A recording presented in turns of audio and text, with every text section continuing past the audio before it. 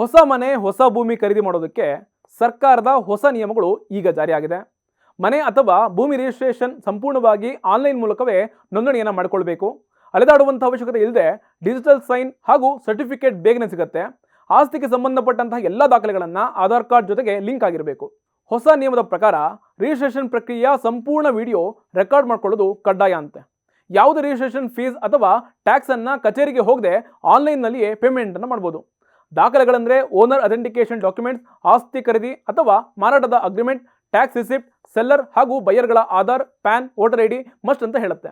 Fees ಎಷ್ಟು ಅಂತಂದ್ರೆ 20 ಲಕ್ಷದ ಒಳಗೆ ರಿಜಿಸ್ಟ್ರೇಷನ್ಗೆ ಸ್ಟ್ಯಾಂಪ್ ಡ್ಯೂಟಿ 2% ಫೀಸ್, 21 ಲಕ್ಷದಿಂದ 45 ಲಕ್ಷದವರೆಗೆ 3% ಫೀಸ್, 45 ಲಕ್ಷದಿಂದ ಹೆಚ್ಚಿನ ರಿಜಿಸ್ಟ್ರೇಷನ್ಗೆ 5% ಫೀಸ್ ಅನ್ನ ಫಿಕ್ಸ್ ಮಾಡಲಾಗಿದೆ.